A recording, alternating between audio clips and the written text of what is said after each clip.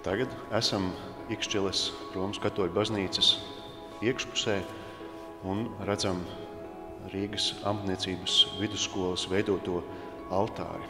Pašlaik šo vidusskolu sauc Mākslas un mēdīju tehnikums, bet tolaik tā bija amatniecības vidusskola un Arvīda Vērsas vadībā tika izveidots šis altāra komplekss, kur ir gan centrālais altāris, gan 2 sānu altāri ar svētgleznu kopijām. Tas ir diploma projekts, ko izstrādāja studenti audzēkņi Rolands Saulītis, Ģirds Kligers, Atis Pilēģis, Jānis Lūkas Kozlovskis un Maris Bumbieris. Un savukārt šīs svētgleznas veidoja datorā Arta Paula Ozoliņa.